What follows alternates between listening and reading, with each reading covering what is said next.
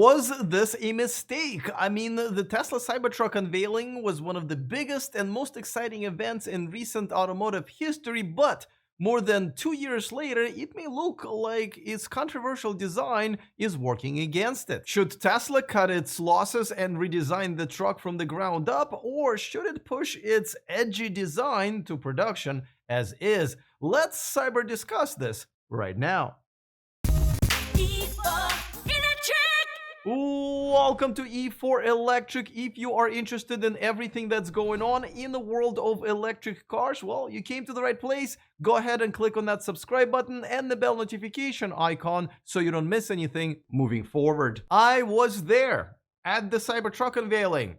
You know, when Tesla still had the PR department and allowed independent media at their events, and I remember the look on everyone's face in the media section. We all looked at each other and said, "Ha, that's funny. I'm sure the real truck is gonna jump out of this fugly monstrosity any minute now, you know, like a go-go dancer out of the birthday cake, right?" Many have rushed to suggest, and by suggest I mean Photoshop a bunch of memes, that the truck was designed by a drunk 5-year-old, but others thought this was a beautiful monster that they just had to have. But we're not here to discuss the aesthetics of the truck. Let's talk about whether or not this new model in Tesla's lineup is a good move or may prove to be a big mistake that will allow Tesla's many competitors to take advantage of it. First, let's tackle the obvious. I can hear some of you screaming at your screens right now, "Alex, you can't be more wrong. There are over 1 million reservations for this thing. How could this be bad for Tesla?"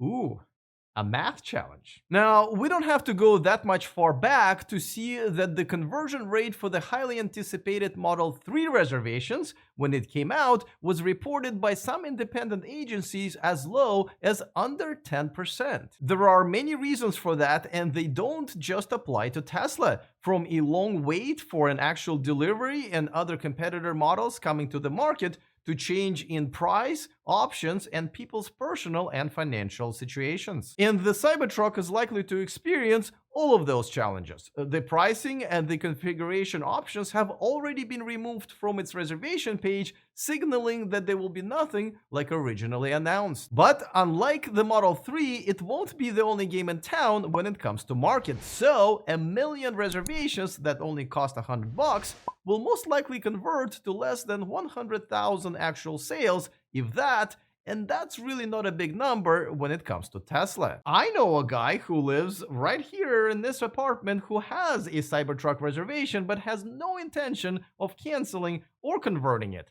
I mean, owning a Cybertruck reservation is kind of like being friends with an Instagram model. You look at her pictures, you tell your friends about her, and you even let her borrow $100 that one time, but you are never bringing her home. But there are multiple problems that the Cybertruck is facing trying to go to production that begs the question on whether or not Tesla should rethink its design. I'll tell you about the biggest three in just a second, but before that, a quick reminder that this video is brought to you by Electrify America, the largest public fast-charging network in the US that provides the freedom for all EV drivers to go where they need to go, including coast to coast. Electrify America has ultra-fast chargers at speeds of up to 350 kilowatts for capable vehicles. Download their app to find hundreds of locations and sign up for their Pass Plus membership for discounted charging sessions. Get started using the link in the description of this video. So here are the 3 reasons why Tesla and Elon Musk may want to rethink going to market with the Cybertruck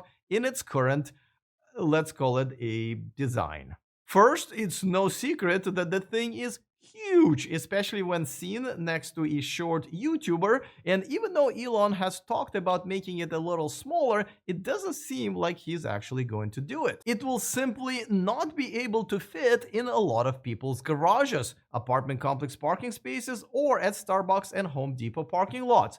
That will play a big role when people will actually start thinking about pulling the trigger. And we already know that huge pickup trucks are a tough sell in Europe and China, so the Cybertruck will most likely be limited to the US market only. Secondly, Tesla has always had the luxury, very well deserved luxury of being the first one to market every time they put out a new model. It's much easier to sell something when it's new and there is no competition yet. However, this is going to be pretty much the very first time when Tesla is not going to be the first one, or second, third, or probably even fourth one to market. The first electric truck on the market was the GM's Hummer EV, then the Rivian R1T, then the big one, the F-150 Lightning, and GM is launching the electric Silverado next year, which will probably have the best electric truck specs on the market. By the time Tesla enters the market, there won't be as much space for it, literally.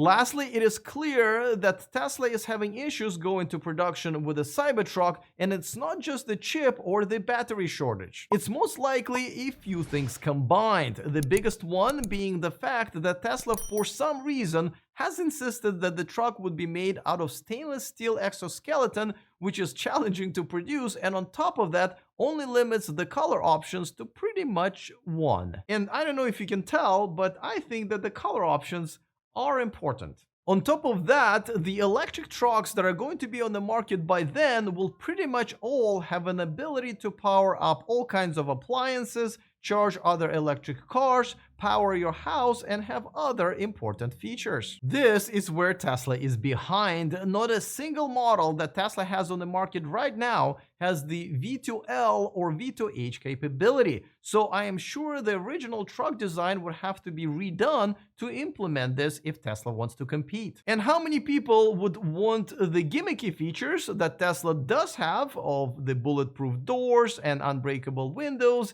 which actually I could have used here in Oakland the other day? This is literally from 3 days ago, guys. Unless, of course, a middle-aged guy throws metal balls at it lightly, well, then all bets are off. So, what are the choices that Tesla has right now? Well, much like the number of options there used to be for the Cybertruck, there are three. One is to just move forward with the original plan and worry about the demand and the production hell later. Two, kick the can down the road, like Tesla has done with the Roadster and the semi-truck, both unveiled over 5 years ago and still not scheduled for mass production, meanwhile concentrating on selling as many Model Ys and Model 3s as possible. Or go back to the drawing board and redesign the truck to look and serve more like a regular pickup truck with more appropriate proportions, features, and of course colors. What will Elon do? Well, that's not the question a smart person would dare to answer, but there are no rules against submitting one anyway in the comment section of this video. So I'm looking forward to all of them. Other than that, see you guys next time, and remember to stay charged.